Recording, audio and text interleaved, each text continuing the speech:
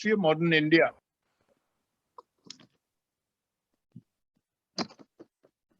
He graduated in history from St. Stephen's College. He also took his master's degree in history and pursued his PhD in the same institute. After a brief career in the civil service, he took up teaching and research in 1984. He has served as Professor of Modern Indian History at Jamia Millia Islamia, New Delhi. Currently, he is the Honorary Fellow at the Oxford Centre for Hindu Studies, Oxford, and the editor of Summer Hill, the biannual journal of the Indian Institute of Advanced Studies, IIAS, Simla. Professor Sen was the Sivdasani Fellow at the Oxford Centre for Hindu Studies, Oxford, UK, and also the Heinrich Zimmer Chair at the South Asia Institute, Heidelberg, University of Heidelberg, Germany. He had been the Agatha Harrison Fellow to the University of Oxford and Visiting Fellow to the Indian Institute of Advanced Studies, Shimla, and the Center for Contemporary Studies, Nehru Memorial Museum and Library, New Delhi.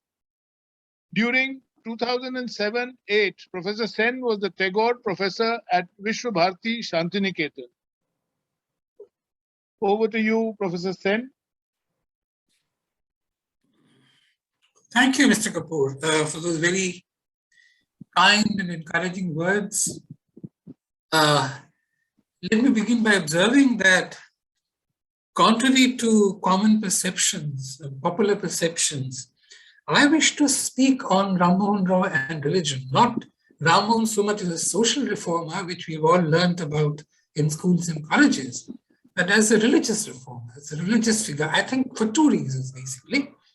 First, I think it is in the matter of religion that he is most complex, self-conflicting, and difficult to understand, which is a challenge, I think, intellectually for anyone trying to understand a figure from 19th century India, a very vital and crucial period for our history. The second reason, I think, is that perhaps, at least in my opinion, Rammohun Roy was actually more radical in respect of his religious thought than in respect of the social. I mean, for instance, while in schools and colleges, we all learn about his anti-sati campaign and how bravely he fought that. But Ramon was not very original with that. The people who have campaigned against sati, spoken against sati, written against sati much earlier too. So I don't think Ramon was very original with that. What he was more original with, and revolutionary in certain respects, was his very courageous defiance of Hindu religious traditions in certain respects, which I wanted to bring out before you. Let me begin with making certain propositions. First of all, I'd like to say that Rammohun was a very modern man in almost every respect. And much of his thought and deeds are understandable from the perspective of his modernism. Let me try and explain this with the help of an example. In 1816, Rammohun would have been the first Indian to use the word Hinduism. I believe non-Indians had used it slightly earlier, missionaries, for example. This is the claim of certain scholars now, but he certainly was the first Indian to do so. Now, the question that arises here is, how is this begetting a term called Hinduism, original term, never used before by an Indian, and there never perhaps was a Hinduism, if you ask me, of that kind, which Rammohun understood. How is this linked with his modernism?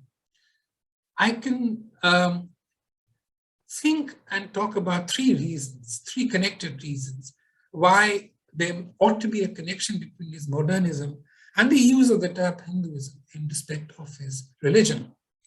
First of all, as a modern man, Rammohun Roy was quite persuaded to believe in aggregates. One of the symptoms of modernity was a tendency to make aggregates of various and diffused phenomena. And the whole idea behind the British Indian census, for example, starting in the 1870s, was that to give a certain distinct label, either in terms of caste, community, religion, whatever, occupation, to people. They had to be labeled, as it were. And I think Rammohun Roy, for various reasons that I wish to speak about further, was in search of labels. So if there was a community of Hindus, they had to follow a common religion called Hinduism. He was also, in that sense, looking for the world religion in the form of Hinduism, which could and would compete with Christianity or Islam. I think that was very much at the back of his mind. We also know that this tendency to aggregate and to give the religion of Hindus a common name is problematic, because Hinduism basically is an orthopraxy, not an orthodoxy, which is to say that Hinduism does not believe in doctrinal conformity in all cases. It attaches far more importance to social practice. So, as Vivekananda once said, that a Hindu may be Christian, Muslim, Hindu by turn, so long as he didn't give up his social practices. And surely, this is one of the reasons why Hinduism has always had fuzzy boundaries. If you were asking a Vaishnava whether he was a Vaishnava or a Hindu, he wouldn't be able to answer. I think he was a man immensely perplexed with this kind of question because he was not used to these categories. Also, I think finally, Rammohun Roy may not have been aware, as we are aware now, that the term Hindu was actually not a religious one in origin. It was a Jew-ethnic term given by non-Indians to people inhabiting a certain geographical area in India. So it was, I think, easier for him to presume that the Hindus had to have a common religion, which is why I think the term Hinduism came to him quite naturally in certain respects. Modernism, as Ramon understood it, and he was very much attuned to this kind of understanding, was also something which spoke in the language of rights, not just duties. So therefore, modernism insisted on values like equality, fraternity, liberty, justice, so that no particular section or people in a community could be deprived of certain basic rights. I read this argument in the following manner, and as Rammohun probably understood it, that if there had to be a political democracy of kind, and he was a Republican in his political thought, that is very certain, and if there was a social democracy too, somewhere in the offing, there also had to be religious democracy. You could not exclude a certain section of Hindus from accessing their own traditions and their scriptures on certain specious grounds. So Hinduism, in other words, had to be the collective face of Hindus, which I think Ramon understood and which I think he tried to propagate very actively.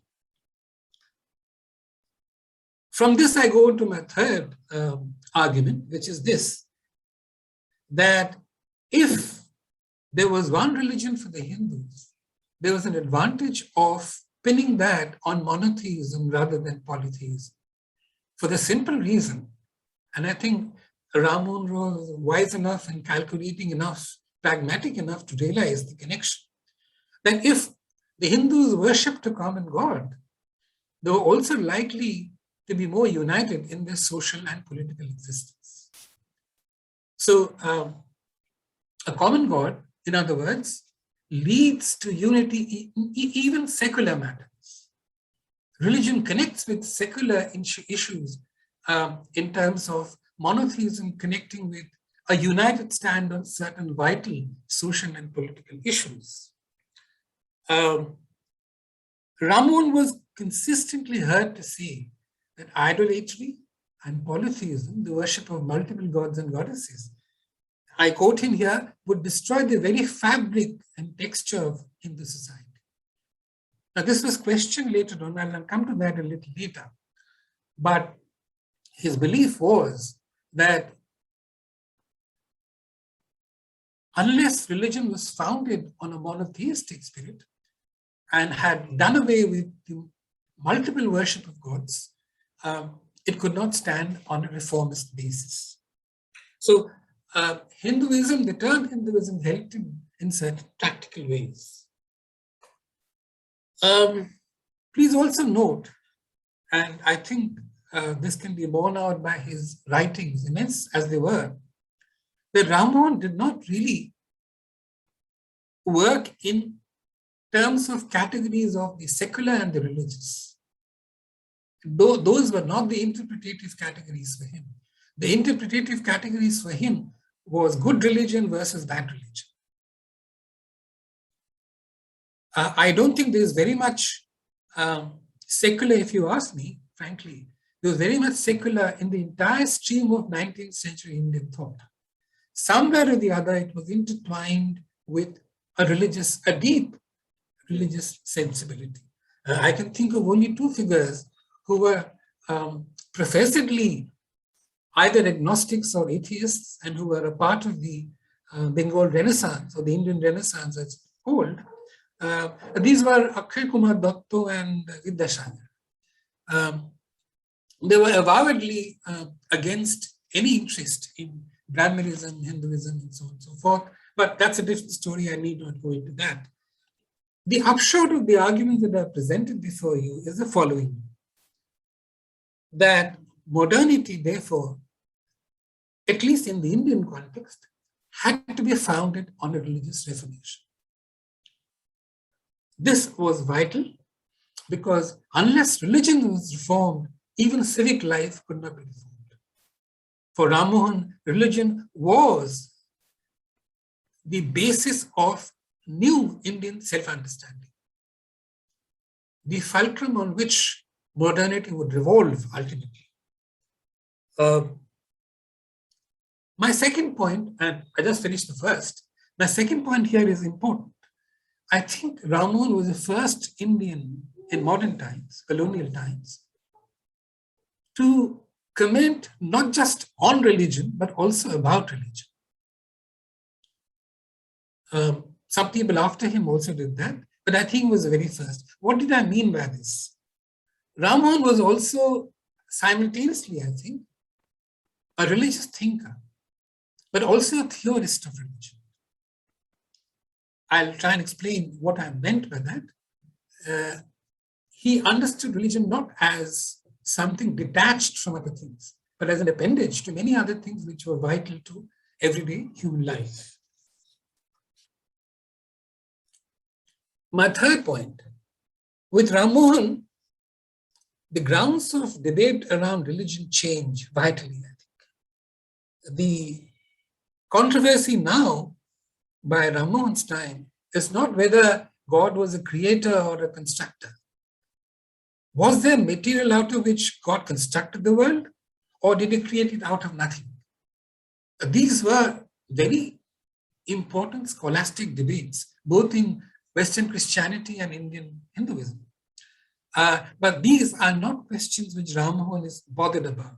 What he is more concerned about is how does religion relate to society? Should religion reflect social concerns? Should religion be founded on certain agreed, consensual, moral and religious principles? I think he is the first Indian to recognize the interface between society and religion in colonial India. My fourth point, if therefore, according to Rammohun, religion had to be founded on certain social and moral principles, this led him to take, and which he certainly did take, a very dynamic and not a static view of religion, a historicist view of religion, religion that changes with times and human needs, not something fixed. I say this because the other prominent Vedantist, Ramon, as you know, was a Vedantist, a follower of Vedanta. In 19th century India, Vivekananda said something very different. And I find this to be an interesting contrast between two Vedantins speaking on the same issue. Whereas Ramon would have us believe that religion had to have a social face, Vivekananda is heard to complain that you cannot judge religion by social standards. At one place he says, oh, society is always in a flux. Religion is perennial. How can you judge something which is perennial by something which is always changing? Now, this is a stark contrast compared to what Ramon had to say in the 1820s and 30s. And I think it's immensely interesting that two people who situated themselves within a common Hindu tradition are saying completely different things. One needs to write a history of Vedantic thought in India, I think, seriously. My fifth point, Ramon clearly followed two different standards when it came to relating himself and modern India to the West. With respect to secular matters like law, religion, philosophy, politics, taxation, industry, education, he clearly, unhesitatingly and unmitigatedly followed the Western lead. I mean, as we can recollect here, in 1823, he wrote this letter to Lord Amherst, the then Governor General, saying that, please don't teach Vedantic studies or Sanskrit studies. Don't open a college which will teach that. Let the government invest in modern Western education. So his mind was clearly made up on certain issues. Interestingly, though, when it came to religion, he doesn't do the same. For example, I can give you three kind of aspects to this problem. First of all, as his critics often said, Rammohun Roy tried to Hinduize Christianity rather than Christianize India. This was the saying that the Baptist missionaries of Sirampur often made. That look, this man is Hinduizing Christianity rather than trying to promote Christianity in India. Although people always took him to be a Christian, as they did Prof Sen later on. Wrongly, I think. Rather than, my second point, rather than substitute Hinduism by Christianity, Rammohun Roy actually suggested that Christians ought to reform their own religion. This is the substance of the whole controversy that he had with the Baptists, or whether Trinitarian Christianity was right or Unitarian. So Christianity was in need of reform as much as Hinduism for Ramon. So this is interesting. Surely he didn't want to accept Christianity in its existing form. There's this very famous and interesting conversation he had with Bishop Middleton, who was the Lord Bishop of Calcutta in his time. So the bishop was very pleasantly of the view that Ramon was about to be a Christian. And what does Ramon say? My Lord, I cannot swap one religion which is as bad for another which is bad. For him, Christianity is as bad as Hinduism in their existing form. So he said nothing doing. They're as bad unless they're reformed.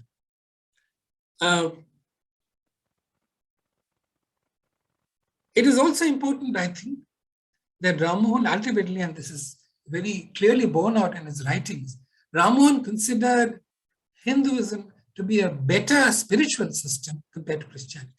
Where he faulted Hinduism, and I think this is again very clearly borne out in his writings, is in its ignoring the validity and the importance of morality in religion.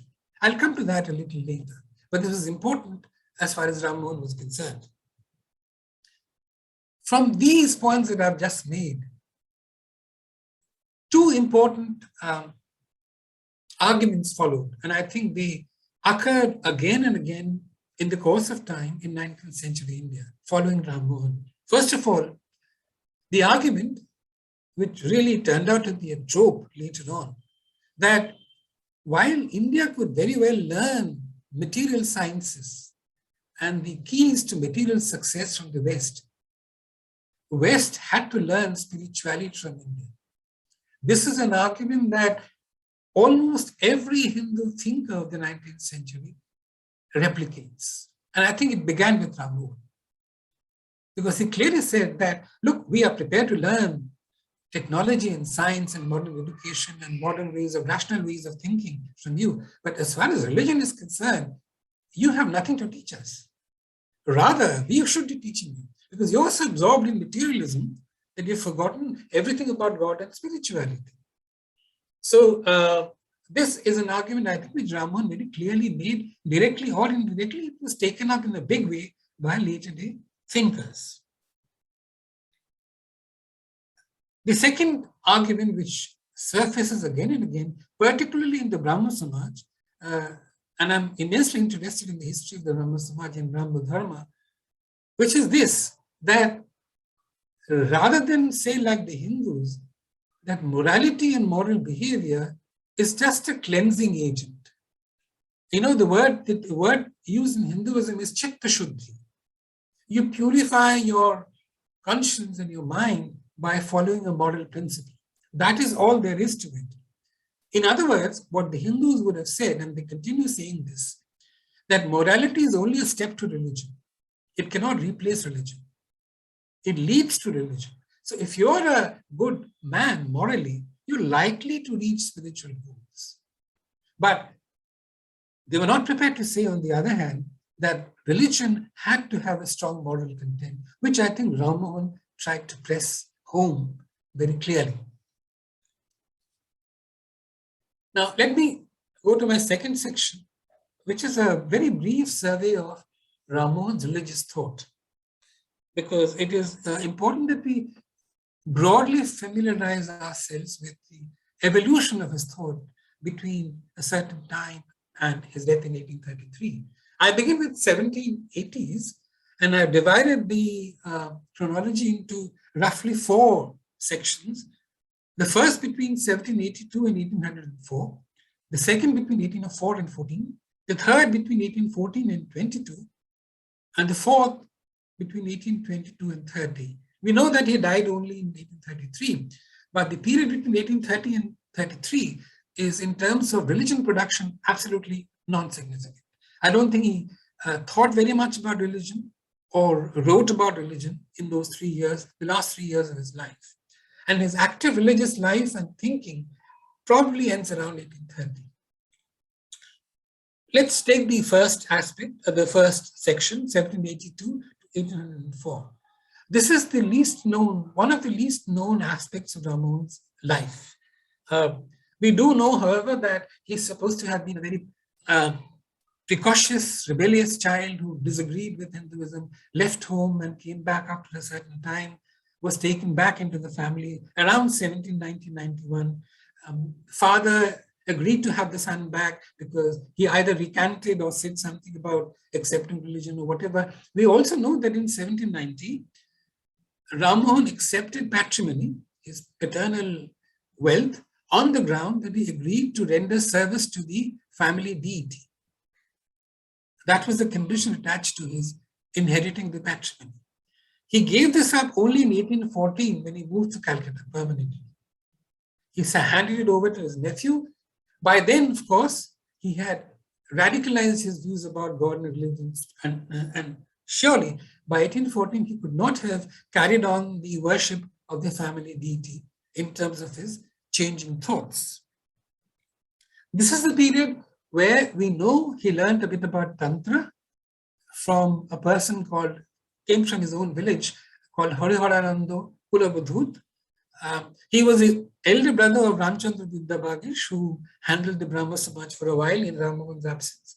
And he was a tantric. And people generally underestimate Rammohun's tantric antecedents. I think a lot of Vedantic thought in Rammohun came from his tantric antecedents, but that's a different story.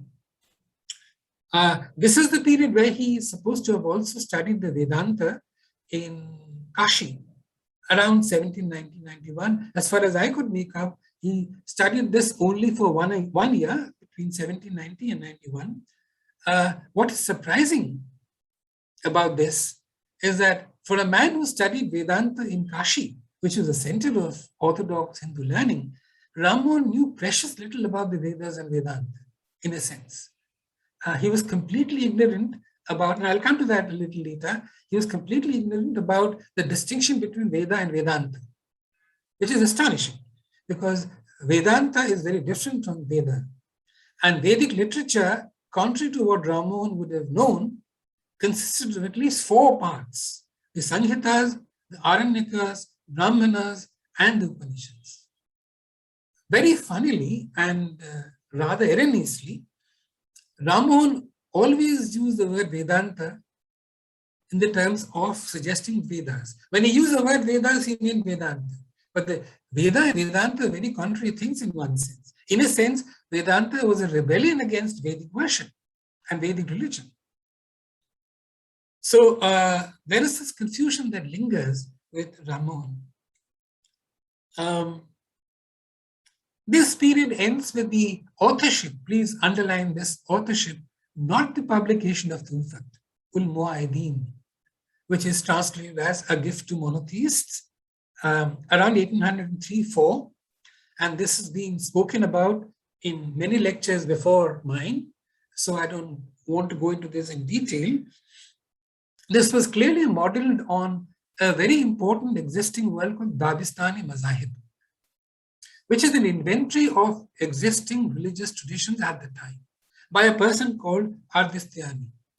Up to very recent times, it was believed that this was a work of Mohsin Fani, which has been proved to be wrong. The actual author was someone called Ardistyani. And this was a description of various religious traditions as they existed in the 18th, early 19th century. Ramon's Tufat is modeled on this in terms of structure and argument. We also know, interestingly, from the Tufat itself, that he wrote another work called Manzaratul Adiyan, also in Persian, but which is now lost.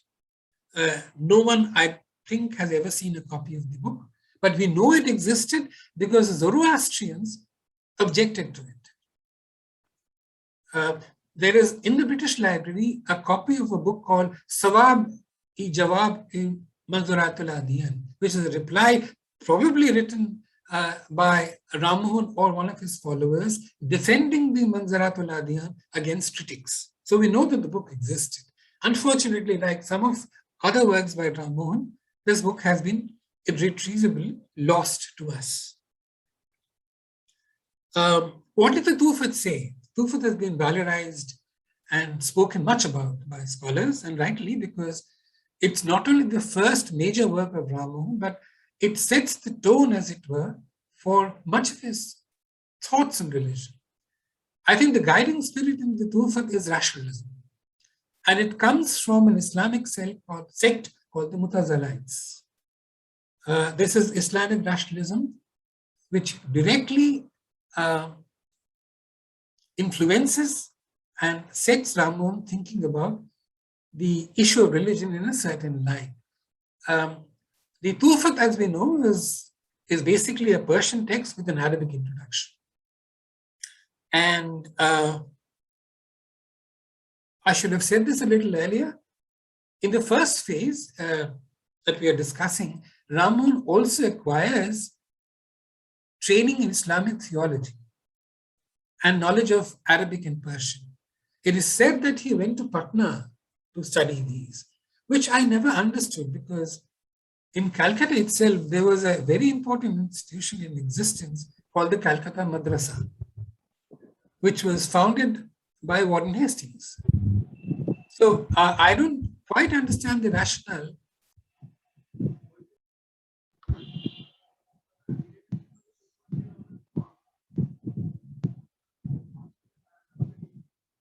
Amiya Babu, please unmute. Somehow it has got muted, your connection. There's too much background noise.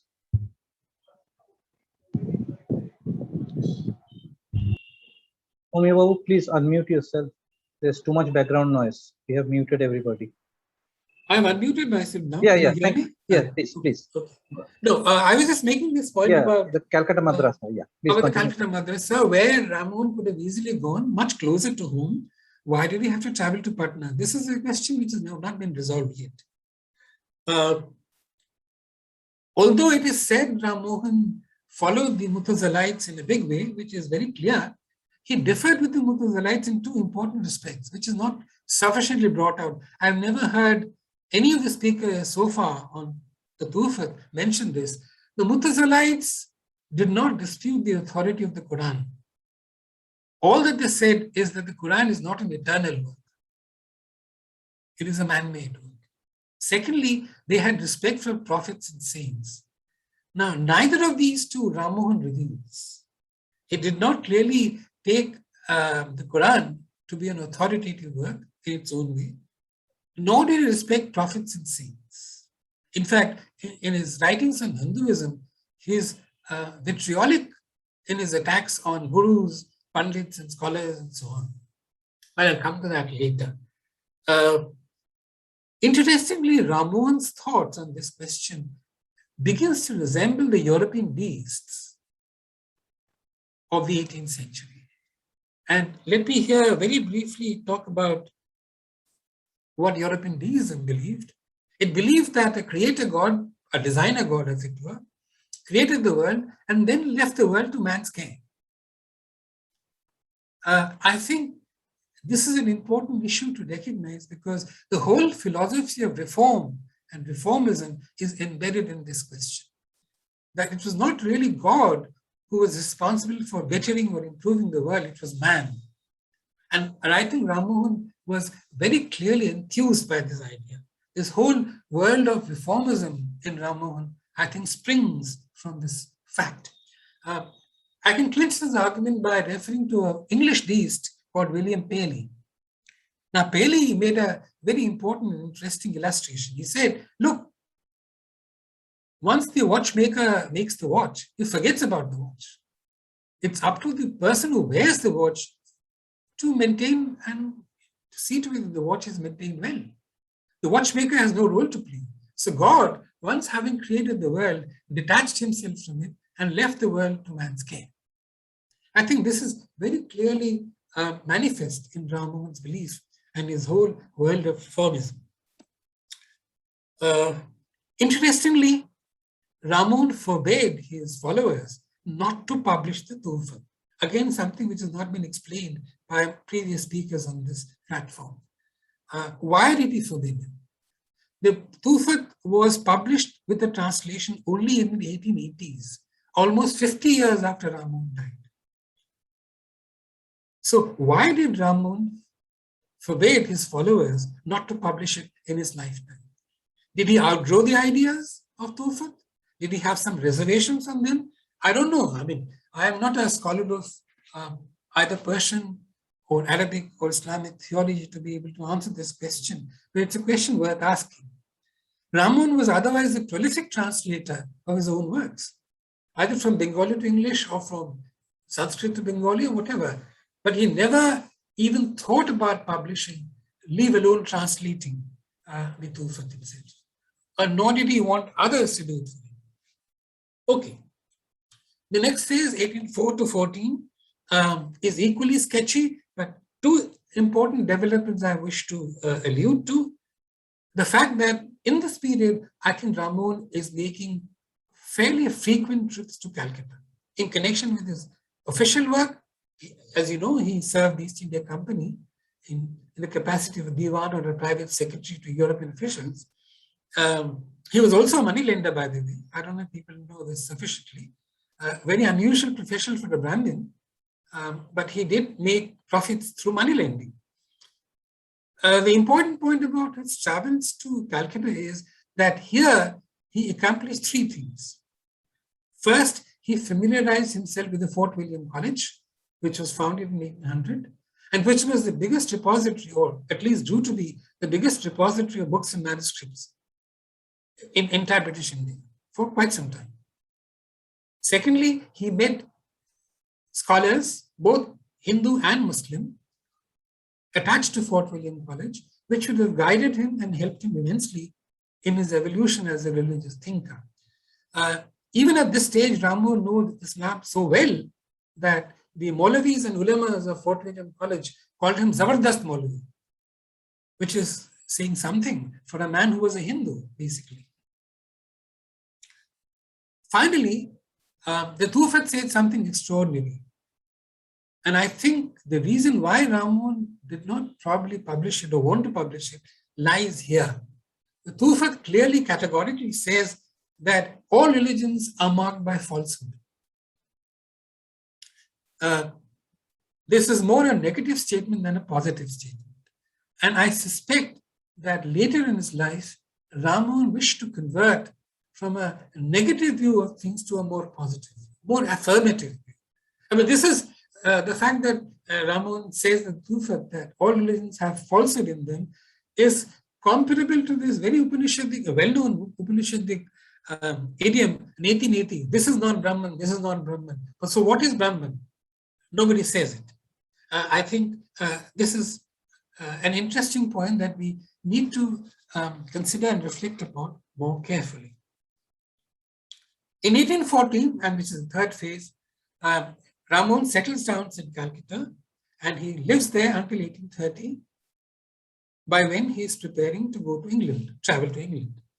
This is the most productive phase in his religious and intellectual life because he engaged simultaneously with two religious traditions, Hindu and the Christian.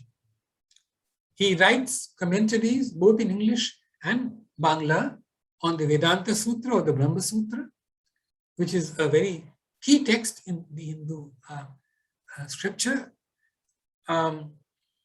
He writes commentaries and translates them.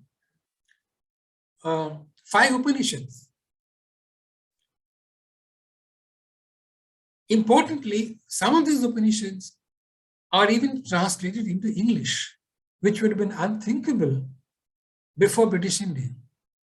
I mean, as it is, Ramon was threatened with dire consequences. He had to move about in Calcutta with an escort around him because people threatened him with his assassination, especially around the Sati question.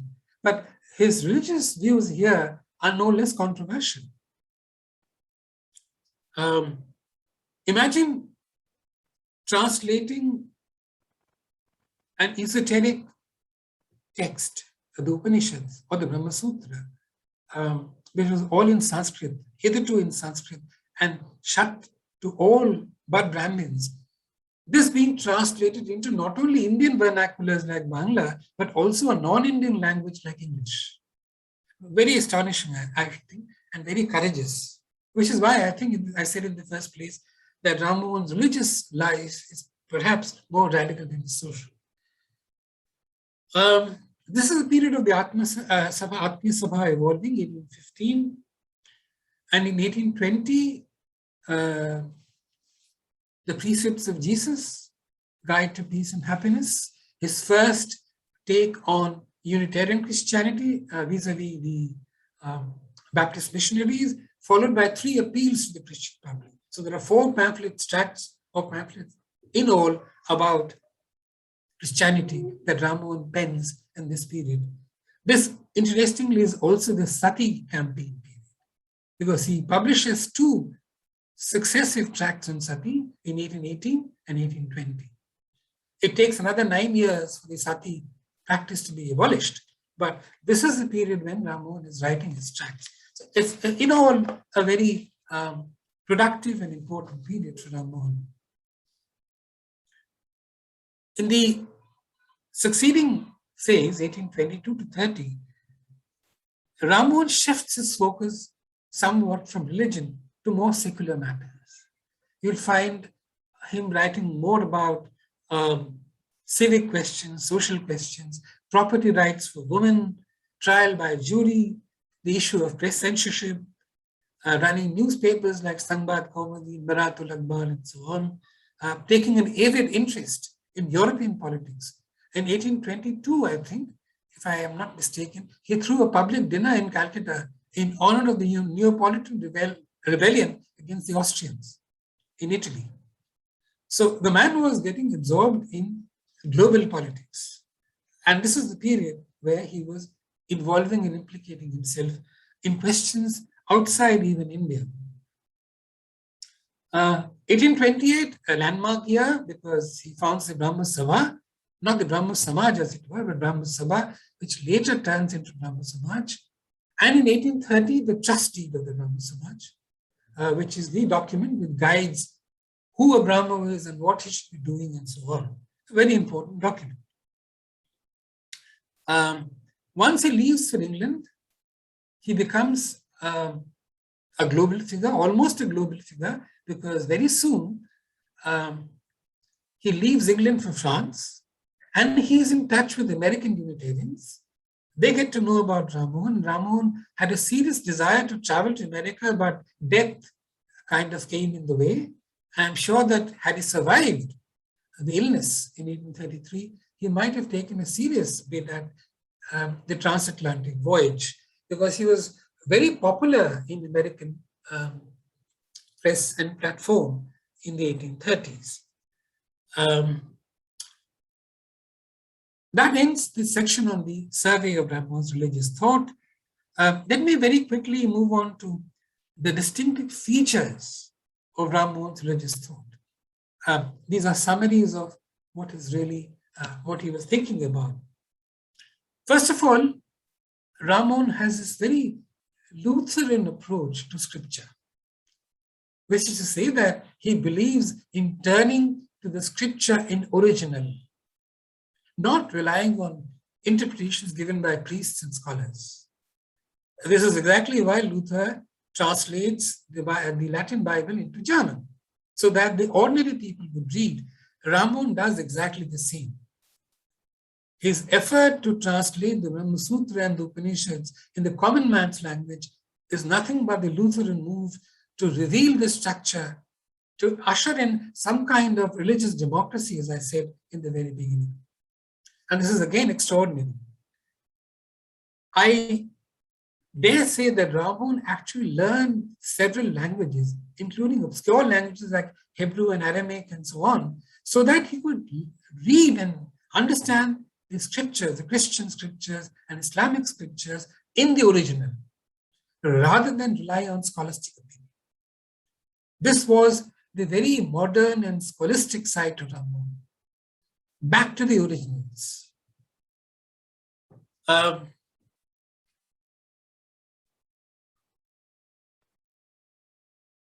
Another important point is about the fact that although Rammohun was deeply familiar with non-Hindu traditions, he was ultimately a Vedantin in his self-understanding.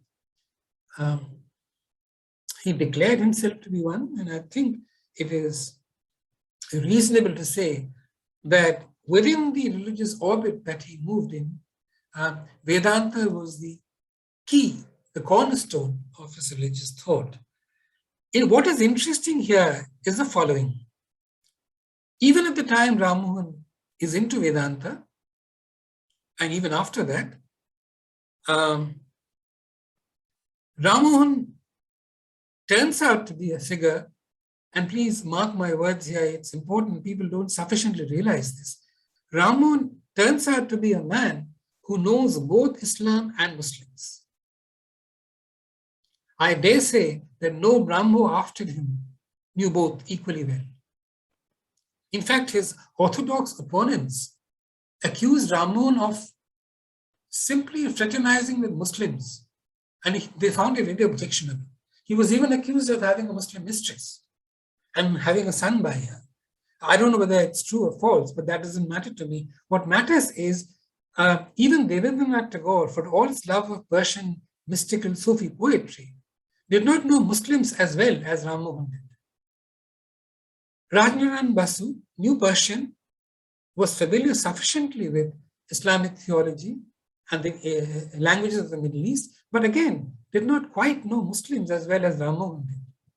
Girish Chandra Sen, who translated the Quran, fine scholar, his translation of the Quran was praised hell of a lot, and not just in India, but even outside. I believe, I've heard Bangladeshi friends praise it for the authentic and good translation that Girish Chandra Sen renders. But again, did he know enough Muslims? I don't think he did. By this time, as I'm trying to argue, people are making a distinction between knowing Islam as a religion and knowing Muslims socially. There is beginning to be a divide between the two, which I think develops after Ramon, not with Ramon. What about Ramon's understanding of Vedanta? This is quite peculiar because Vedanta has two meanings, basically. it either means the end of the Vedas, Ved plus Anta, or it means the essence of the Vedas, the quintessence of the Vedas. Now, Ramon seems to have accepted both, but at the same time, he shows a predisposition towards accepting only one school of Vedanta to be Vedanta. Whenever Ramon uses the word Vedanta, he actually means Advaita Vedanta, which is an error, if you ask me, because Vedanta had many other schools. I dare say Ramon did not know about Ramanuja, Madhava, Bhaskara, Nimbarka, Vallabhacharya. At least he doesn't reveal any knowledge of these figures. So clearly Ramon was partial to Shankara Advaita, Shankara Vedanta. This is perplexing to me because if you permit me a sip of water. The peculiarity here is the following. Ramon situates himself in the spiritual legacy of Shankara, Acharya Shankara, but he differs with them, with the Shankara legacy, radically. Now, the question that I am trying to understand is, how is it possible for someone to call himself a Shankara Vedantin and yet differ with his guru? This was never done. People who differed with Shankara set up their own schools. Ramanuja did, Madhava did, and they were well entitled to do it because they had a different reading of the Brahma Sutras and Upanishads and so on. Ramon does not do that, which is interesting and ought to be explained. Just to be brief here, I'll only familiarize you with the terrain here. I give you 3 instances where Ramon differs radically from Shankara. First of all, on the question of adhikara, entitlement. Who is entitled to Shruti, the Vedas and esoteric knowledge and so on? Ramon says, even women and Shudras are entitled. I mean, had Shankara heard this, he would have turned in his grave. Surely, Advaita Vedanta is socially a very conservative school of thought. And it certainly did not entertain the idea of allowing women and Shudras to also access Shruti, which is esoteric. It's not meant for them. It's meant for only the Brahmin, not even other males, only the Brahmin male. Right. Number 2, translating Shruti. As I said before, translating it for the first time in the history of Indian thought into a non-Sanskrit language, into the vernaculars, and into a non-Indian language like English. Not just that, not only does Ramon translate these texts extraordinarily, he also publishes them. In this context, please remember that Vedic thought and Vedic life, Vedic knowledge was always an oral tradition. It was never a written tradition. Even today, Orthodox Hindus who go by the Vedic tradition know the Vedas by heart. They can recite it, and they are expected to recite it, not put the Vedic mantras or whatever into writing. Ramon turns this around radically. He inverts it on its head by publishing the Vedas, Shruti, for the first time again. My third instance is about how Ramon understands God and the world. Ramon's take here, quite extraordinarily, is the following: that God, whom he calls Brahman, Brahman is the absolute, cannot be known. Only his existence can be gleaned. But how? From the world. So let me put it this way. The key to understanding God and admitting God's existence is by looking at his creation, which is the world. If you know the world, you know God, the creator. Now, as far as I know, this is not an argument in Vedanta. It's an argument from Nyaya. And in the 1880s, interestingly again, There's a fascinating connect between what happens in Rammohun's time and later on. Two very eminent people are debating the same question in the 1880s, Bunkim Chandra and Ramakrishna Paramahansa. Ramakrishna tells Bunkim, well, if you're in a mango orchard, why count the mangoes? Just enjoy the fruit. Whereas Bunkim says, no, I must know how many trees there are, what is the quantity of fruit that they bear, and so on, which is saying that I want to know the world before making a judgment on it. Ramakrishna doesn't go by that. He says the world is there. It's not something you can understand. This is basically the question that Ramon is also addressing. But this, as I will argue very soon, turned out to be a problem. The existence of God, acknowledging his existence alone, does not constitute religion. There is more to it than acknowledging an existence. For Shankara, it was not the world which was the key to understanding or knowing God. It was scripture, the word, not the world. Ramon inverts it by saying that if you know the world, you know God. The question that I want to address, and again, because this is not being really addressed sufficiently, why did Rammohun align with Shankara and yet differ with him so sharply? I've given you instances of this radical departure. I think I can speak of two kinds of reasons. First is the absolute reverence that Shankara had in the Indian tradition. His is a very respected and revered name in the entire annals of Indian thought, perhaps the best known Vedanta in all time, for reasons that we need not go into here. But concretely speaking, his respectability and the reverence that people attach to his name come from various things. First, that he is the defender of Brahmanism against Buddhism. He sets up the four mathas in the four corners of India, which suggests to me that he had a fairly good idea of Indian geography. The maths, as you know, are in Badrinath, or Puri, Dwarka, and Sringeri. These are roughly the four corners of India. So how did Shankara know about this? Did he know the geography of India? Interesting question. Thirdly, he is the founder of the so-called Vaishnava sect, perhaps the most well-known and the most active of all monks, order of monks in the Hindu tradition. Vaishnava saints, you must know, are not only monks, but they are also soldiers. They fought wars for and against kings.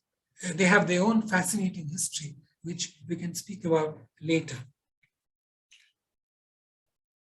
I think Ramon chose Shankara for certain pragmatic reasons, apart from the reverence attached to his name, which is the following, that by choosing Shankara and the Shankarite tradition, Ramon kills three birds with the same stone. Number one, by attaching himself to Shankara, he reinforces his arguments against idolatry. Shankara's God is not a personal God, it's a transcendental God. So he can have no images or idols. This reminds me of the objection that Vivekananda once made to his fellow monks in Calcutta about how is it possible that people at the Mayavati ashram, which he had founded by then, are worshipping Ramakrishna. Who is Ramakrishna? Ramakrishna is nobody in Vedanta. Vedanta doesn't recognize any saints, gurus, prophets, or gods. It's a transcendental philosophy. So, that is one. The other thing was Shankara relegates a personal God to a lower level. He calls it Ishvara. Ishvara is subordinate to Brahman. So, Shankara is not a person who believes in personal gods. He believes in a transcendental God who can have no form or human attributes. Nirguna Nirakar. That served Rammohun well because he was saying exactly the same thing. Thirdly, and this is important, Shankara's God of Brahman being transcendental is also a non-sectarian God. See, the trouble with other Vedantins like Ramanuja, Madhva, and so on, is that they're actually Vaishnava Vedantins. They are not simply Vedantins. They amalgamate Bhakti, Vaishnava Bhakti with Vedanta. They worship idols and they carry out ornate ritual worship in their temples. Shankara does not do that. So, in order, and I think this connects again with his modernism, Ramon presses the point that only Shankara Vedanta can lead us to a non-sectarian ideology, a religious world, apart from its attack on idolatry and polytheism and so on. Quickly, how much time do I have? We have just crossed the hour, so maybe you can have another 10-15 minutes. Oh, sure, 15 minutes will be enough. Thank you, Oben. I get so excited speaking about Ramon, I lose all sense of time. Right. My next point, very briefly, and I won't try and expand here. Ramon is the first religious universalist in his time. There is actually a tract that he wrote called The Universal Religion in 1829. Lots of people following him did that. They speak about religious universalism, and I think Ramon is the first to do it. But let me very quickly introduce a caveat here.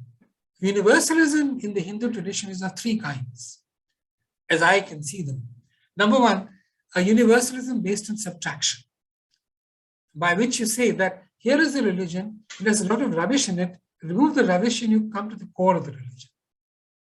There is a second variety where you try to create, by fusion and synthesis, a new universalism. This is exactly what Keshav Chandra Sen does in the 1870s and 80s in his New Dispensation. It's like a bouquet of flowers, very pleasing to sight and fragrance and so on, but it's an amalgamation, a kind of a random collection of various idols, symbols, and so on, taken from various religions. This is not the universalism by subtraction, it's by addition. And third, which is neither of the first two, which is an eclectic religion, which believes in accepting religions as they are. And I associate this with Ramakrishna. Ramakrishna is famous, as all Bengalis would know at least, Joto Mot Toto Pot. There are as many ways to reach God as there is human opinion. So you cannot privilege any particular religious tradition.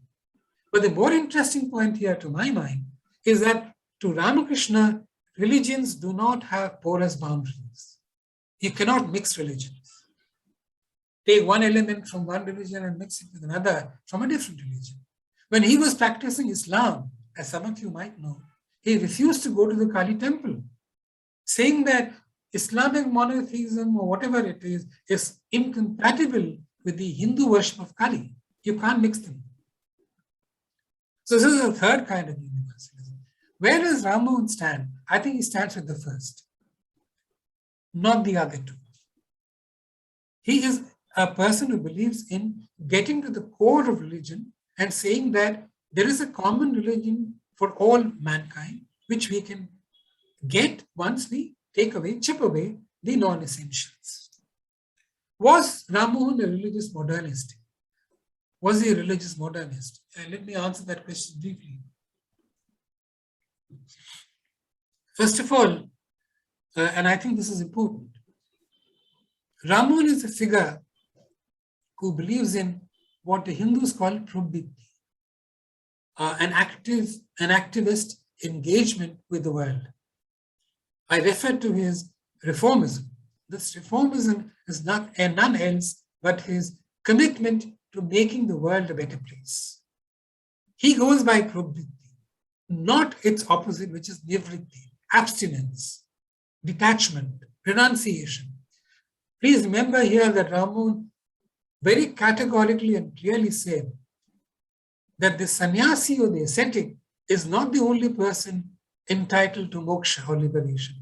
The householder is equally so. He's the first to say that, I think.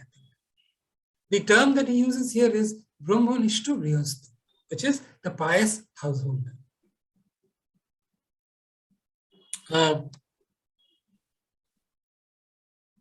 This is important because unlike many others to follow him, very interestingly, Rammohun does not speak about Nishkam Karma. He knew the Gita very well, but he never speaks about Nishkam Karma, which people like Bunkin, Tilak and others do after him. He is not for detachment, he is for attachment. Man in the world who wants to make the world a better place through an activist engagement with it, with the everyday life of the individual. The other extraordinary feature about his religious modernism is his religious materialism. I don't know whether this expression is a correct one, but I had no other choice here but to use it. How is he a religious materialist? Ramon is strongly critical against the offices of the guru, the priest, the ascetic. And I think this, I may be mistaken entirely here, this kind of an idea or a view partly comes from his knowledge of Anglican Protestantism. I am pretty sure that there was some kind of Protestant influence on him in terms of these thoughts. Vivekananda, the other Vedanta that I've spoken about, is very much a Catholic. First of all, he is a monk. Ramon is not a monk. And secondly, you would know, Vivekananda also translated Thomas Kempis's work, The Imitation of Christ. So the two Vedantins belong, apparently, interestingly, to two different schools, two different views of the world and so on. But what strikes me even more forcefully about Ramon's religious materialism is his comment on the Mundaka Upanishad, when he's translating and commenting on the Mundaka Upanishad, which is one of the 5 Upanishads he translated. Here is what he says, and I quote him, which it's worth quoting. He says, a votary of God, and listen carefully, a votary of God obtains his desired objects. Anyone desiring honor and advantage shall revere him. Now, this is extraordinary. No Hindu before him had ever said that. Vedanta certainly is transcendental. It cannot be utilitarian. It's not supposed to deliver material goods to you. I mean, what are things like honor and advantage to an orthodox Hindu who is grooved into ideas of nivritti and detachment, renunciation, and so on? Ramon says something very different. This is completely antithetical to Shankara, at least, saying that, using religion in an instrumental sense. I therefore think, and I said this in an earlier talk, that contrary to what people may argue, Ramon does not really modernize Vedanta. The Vedanta cannot be modernized. What he does actually is to plant upon Vedanta certain modern takes and conclusions that he derives from elsewhere. To say, as he told John Digby, who was one of his bosses, European bosses, while he was working, he says, religion ought to deliver 2 things basically. And please, again, listen carefully. These are his words. He says, political advantage and social comfort. A very Benthamite way of looking at religion. Incidentally, Ramon did meet Bentham in England when he was there in 1830-31. Somebody called him a religious Benthamite, very justly, I think. My last section, and I'll end in about 5 minutes, I think. Ramon left behind certain problematic legacies, I think. And I just want to rush through them. These are things which need a greater deliberation and greater thought and reflection. But for the lack of time, I just want to bring this up very briefly and succinctly. Ramon refuses to take religion as an autonomous private experience. There is no space that Ramon gives to religion as an experience, a human experience. This is important because after him, even the Brahma Samaj did not agree with him. I cite the instance of Devendranath, who believes the religion was a matter of intuition. The word he uses is atma-pratyaya. You have to be intuitive about religion, and which is based on personal experience. Religion is not something out there. It's a matter of realization. Vivekananda, even afterwards, and Vivekananda was a member of the Brahma Samaj for a while, uses the word anubhav, experience, very more directly. Religion is experience, personal experience. I don't think that's very clear or transparent in Ramon. As I said earlier, a few minutes back, Ramon's argument that only the existence of God can be determined, not his nature, has two problems. One, that unless you know something about God, how does one relate to him? God is not an abstraction. And if God is not an abstraction, you need something to base yourself on. And the other question, which was raised by Brahmo himself, which is the eldest son of Devendranath, Bijendranath Thakur, he says, okay, even if we accept that God cannot be known, God is not known, are we in a position to say that God can never be known? I think these are questions arising within the Brahma Samaj after Rammohun. And I wouldn't be grossly mistaken if I said that the Brahma Samaj after Rammohun moves away appreciably, clearly, from the idea of a Nirguna Brahman to a Saguna Brahman, if not from a Nirakar Brahman to a Sakar Brahman. They remain Nirakar, but I think they subtly change and they lean towards the idea of a Saguna Brahman, a Brahman who has certain attributes to which an ordinary human being can relate. My third point is about making a distinction between God vision or God experience and actually expressing it. Ramon may be perfectly right in saying that God cannot be known. He was here basing himself perhaps on the idea that how do you know God? Can you express it? Can you express the experience? This is exactly what Rammohun tells, Ramakrishna tells Vidyasagar in the 1880s. He says, and I say this in Bengali first, he says, Brahma Uchishtahanna. The Brahman cannot be ritually polluted by word of mouth because you can never describe in human language what Brahman is. It's an experience. But what I want to press here is that Ramakrishna, rather than Rammohun, is willing to concede the fact that God experience exists as an experience. Whether or not you can put it in human language, put it in words, is a different story. Maybe you cannot. But at the level of a mystic samadhi, certainly you can have some kind of God experience. I don't know if Ramon would have agreed to that. Probably not.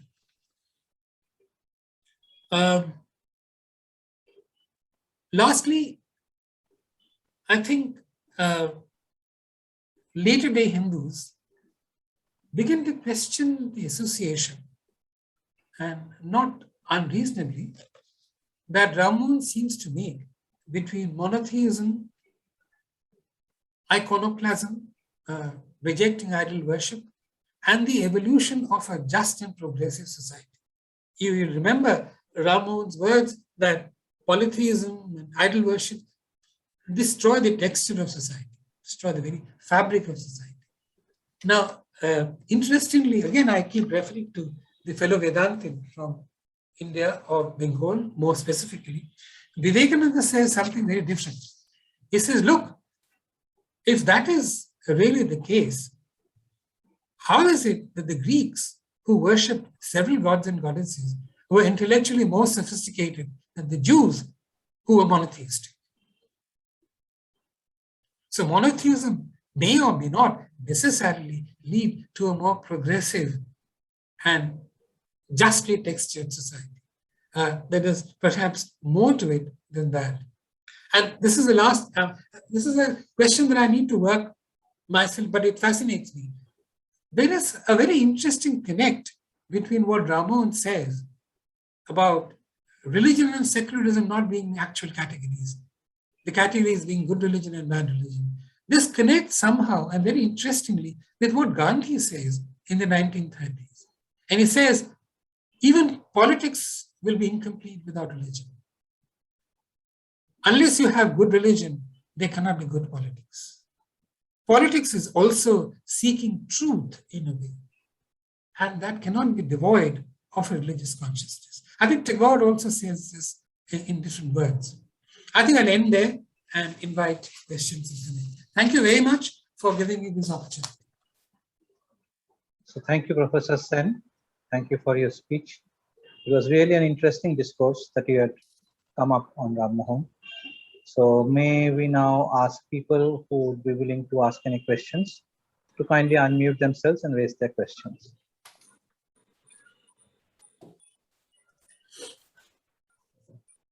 Hello, may I ask a small question here? I can't see you. Please introduce yourself. Yeah, I am Sushma Zog from Pune. Okay. Yeah, I work for Prarthana Samaj. It was your lecture was an excellent journey, we can say, of evolution of the concept of Brahma Dharma from from Raja Rammohun Roy to the present or the end of the last century. Well, I have a very humble question, whether Rammohun Roy has commented on the concept of bhakti or devotion to God or selfless sacrifice towards God. So does he say anything regarding this? Okay, interesting question. I'll say two things here. Number one, although I say that Ramon does not really believe in a personal God, which is in conformity with what Shankara does, one really has to examine his Brahma Sangit, his songs, where the idea of a personal God is very much there. Yeah. This adds to our complexity in a way that in his textual discourse, Ramon says one thing. In his very heartfelt personal song that he writes to a personal God, there is even an allusion, if I remember correctly, Bipin Chandra Pal, as you remember, a very well-known Brahmo, makes an analysis of Ramon's songs. And he says that at least there are two instances where Rammohun addresses God as Tumi, thou, which is very personal. No Shankarite could actually do that. That's first. So therefore, there is an iota of bhakti in Rammohun, but his problem was that in his time, or even before him, bhakti was deeply impregnated with ornate ritualism, which was brought both by Vaishnavas and Shaktas. And Raman was a little wary of that. Yeah. He wanted to clearly take away bhakti from this ritualism, an ornamental, kind of sentimental, emotional kind of devotion. His devotion is more restrained, I think, if I may put a word that I just thought of. His bhakti is not exuberant. His bhakti is not the bhakti of Ramakrishna. It is a much more self-controlled. Yeah. So in if you know anything about the bhakti ideology here, this is closer to the Shandilya Bhakti Sutra rather than Narada Bhakti Sutra. So the Vaishnavas went by Narada Bhakti Sutra, which is an emotive appeal. Their kirtans and their prayers and so on, which is laden with emotive appeals and emotional symbolism, which is also what the Chaitanya Vaishnavism school follows. Ramon would have been closer to Narada Bhakti Sutra, which is, it corresponds to the Vaishnava mood called Shanto, tranquility, equanimity. You do not lose yourself in the currents of emotion. Interesting, I'm quite grateful to you for raising this question. This is exactly the critique that Vivekananda had of Tagore. He tells Nivedita at one place, please don't go by the love poetry that Tagore is writing. It's full of emotion, sensual, sexual emotion. This is not something which religion should be talking about. So this is a standard Vedantic objection against the effusion of bhakti sentiment. Ranade from the Pratna Samaj is full of bhakti, by the way. I mean, he is the great champion of Maratha bhakti saints. You cannot take away the Pratna Samaj without bhakti. In this respect, Exactly. the Pratna Samaj was quite different from the Brahman Samaj. Yeah, At so least, that at least the more modern concept version. was introduced in Prarthana Samaj by Ranade and Bhandarkar. And that they adopted from the same tradition, which is called Bhagavad Sampradaya. But they eliminated... The Varakaris, I think. The Varakaris. Pandharpur. Yes, Varkaris. Yeah. But they kept the rituals, whatever small amount of rituals was there in Varkari Sampradaya, they kept it away. Okay. So they just accepted the bhakti part. Right. Right. Okay. Thank you. You're welcome. Hi, could I ask a question? Sure, please. Go ahead.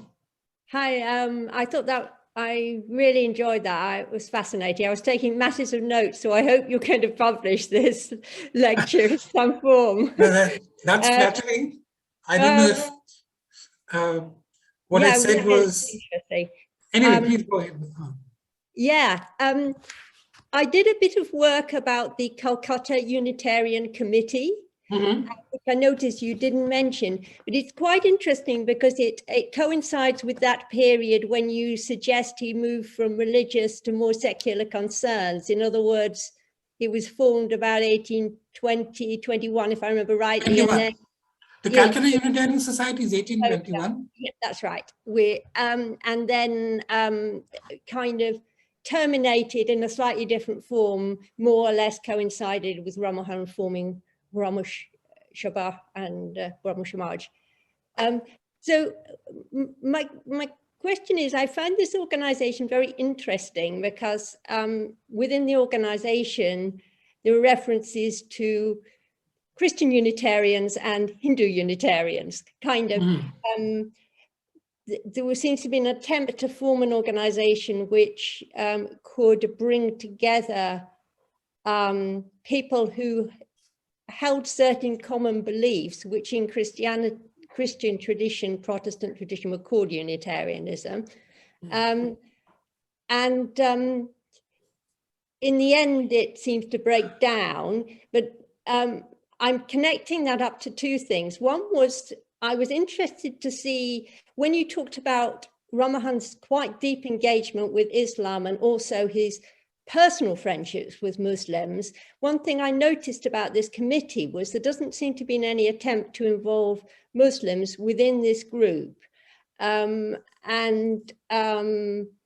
not sure why that was, if there was maybe a problem with collaborating with Christians within the group or whatever, but there doesn't seem to have been that attempt to reach out.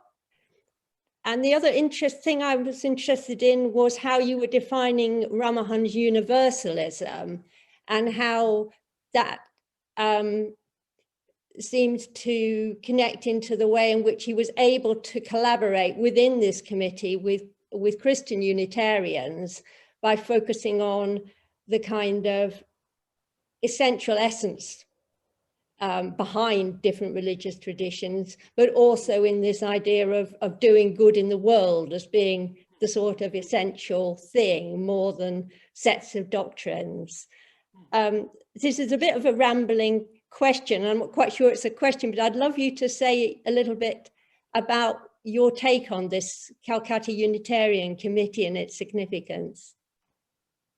Okay, thank you for those questions, very provocative, and they lead me to think afresh. Did you know the story of William Adam? Yes.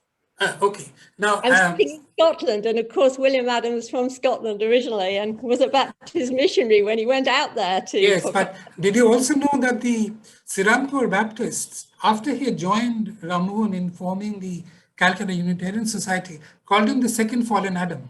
Yes. Right? Yes. So they were very completely upset about the fact that Adam would leave the Baptists and join something called the Calcutta Unitarian Society. I think Rammohun understood Unitarianism as monotheism, basically. He was also deeply committed, and he and his friends, I think, to the fact that religion was also a culture. I think the reason why the Calcutta Unitarian Society collapsed in the end was because it was not sufficiently Indian. This is paradoxical because the Calcutta Unitarian Society contributed much towards making Rammohun an international figure. And Rammohun learned from the Unitarian, the Carpenters, for example, who hosted him in England, about the fact that Unitarianism was also about the social commitments to poverty eradication and working in jails and prison reform and working for women and so on and so forth. So the social agenda that Ramon acquired was also a part of the Unitarian connection.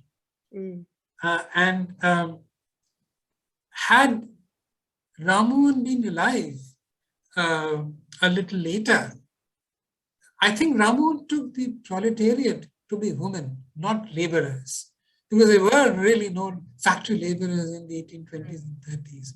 But the Unitarians in England and America were deeply interested in these questions about reforming the poor and their lifestyles and so on. So that's all I know about the Unitarian Society.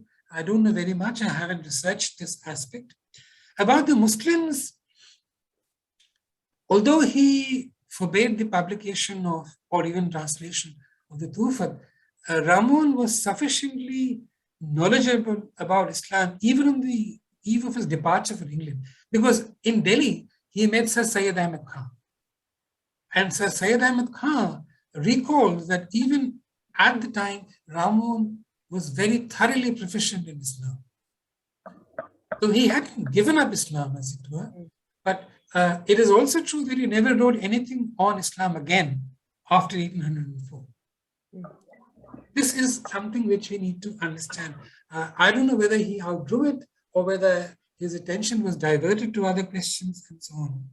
About this universalism thing, I would say that Ramon was searching for universals in religion, not a universal religion. There's a distinction. And the 1829 tract called Universal Religion is misleading. It's misleading because, as Dermot Killingly rightly points out, nearly all its sources are taken from the Hindu tradition. Now, that can't be a universal religion. So I would say that rather than float a universal religion which everybody would follow, he was trying to distill, as it were, the core principles of religion which would be acceptable to all. Now, whether that was something feasible or not is a different question, because I think, as I said, religion is also culture, and which is exactly why I think the Unitarian Society had to ultimately give away to the Brahmo Sabhas. I mean, his followers said that, look, this is not sufficiently Hindu. I think I read this somewhere. His Chandrasekhar Babe and others were complaining to Ramon at some stage that, look, this Unitarian Business Society is fine, but it doesn't smell sufficiently of Hindu. Let's be more Hindu. So I think that is one possible explanation that I have. But you're right, I need to study this phenomenon a little more. Thank you very much. You're welcome. So thank you. I think we are at 1.5 hours past. Wow. I'm sorry to have run out of time now. Yeah. So I think the vote of thanks can be offered, isn't it, Amit? Yes. Professor Dilip Jog, please. Oh, Joyati, you're here. Nice. Yes, of course. Yeah. Vote of thanks. And before that, I mean, it was a wonderful, really wonderful talk. I mean, full of research. I could see that. It's years and years of research, Professor Sen. It was very interest enjoyable. more than research, I think. Interest more than research. Yes, You know, I floated this idea to Bill in The Hague, saying that there ought to be an entry on Ramu Dharma in their Encyclopedia of Hinduism. I think they are seriously considering it. Okay. Anyway, please go on. So you first describe Raja Rammohun Roy as a man more radical in religious aspects than in social aspect. And throughout your lecture, I was looking at that point that you have elaborated, giving several other points. You have supported this basic idea. Even the last one, that he published Vedas for the first time, and this was a very radical act of, and I remembered a similar thing when Saint Jnaneshwar in Maharashtra 750 years ago, he translated the Bhagavad Gita in the vernacular language Marathi, and he made it open. Ganeshwari. Yeah, Ganeshwari. Jnaneshwar made it open to people of all caste and even women. So similar act Raja Rammohun Roy, I think, has done. And the point also, it was a very new point for me that he believed in Advaita Vedanta and still differed with Shankaracharya. So because I think Maya, this is all Maya, and Brahma Satyam Jagan Mithya. I think that Ram Mohan did not believe. He doesn't believe in Jagan Mithya. He says No, he this is doesn't. world. The world is there around us. I think that comes to him from Tantra. Okay. This is something worth researching. No, Taking the world to be real and substantive is That's not an Advaitic point of view, it's a Tantric point of view. That's it. And last, very important point you mentioned, sir, that one must know the world if one wants to know the God. Yes, that is a very, very important point you mentioned. I also remember Justice Ranade, while analyzing the religious reforms work of Rammohun Roy, he had commented that what Ram Mohan wanted to achieve is to humanize, to equalize, and to spiritualize. So his work can be described in these three words. So after you were listening to your lecture, I remember these three words, and which have been accepted by Pune Pratana Samaj as the logo. Ranade had one complaint to make about the Brahmos of Calcutta. He said they don't go into social issues so much, they go into religion. This is not the only thing you need to do. You go into, he was particularly angry with Keshav Chandra Sen, saying, why is Keshav obsessed with religious reform and not social issues? Which is a little unfair because Keshav was also involved in social questions. But he is right in the sense that the Bengal reform school compared to Maharashtra was more, I mean, although the Brahmos worked against caste, not to the extent what you find in Maharashtra with Phule and others, caste question was never an important one in Bengal for some reason. Okay. So really very enjoyable, wonderful talk, sir. And Thank you so much. We'd like to listen to you again and again. So thank you very much. I'll be honored to speak. Thank you so much. You're welcome. And of course, Amit Babu, thank you so much. And thank you. Are there no more programs this month? I was expecting, because Rudrangshu Mukherjee said there'll be something every month. Right. So tomorrow, not tomorrow, sorry, Monday, 27th of September, on the death anniversary of Rammohun. So there'll be a book release, the official book release of Tufatul Mohaddin, the physical book release. Okay. This will happen at the Rammohun Roy Memorial Museum. So there, Rudrangshu Babu is going to deliver the lecture. It will be on YouTube Live. I will share you the link in the Brahmo Samaj thing. So we will. It will be a physical program where we will be telecasting it live from the venue. Please remember to send me the link to my email address. Yes, I'm very poor with technology. I can't manage. And October we have Professor Hatcher. Oh, Hatcher. What will he be speaking on? Oh, he hasn't shared his topic. Okay, fine. Yeah. Thank you. Thank you. See you all. And thank you. Thank you so much. I'm honored that so many of you are present. Thank you. Thank you so much. Thank you for your time. So we will end the session over here. Thanks a lot. Bye. Thank you. Good evening, good morning, good afternoon. Have a nice day.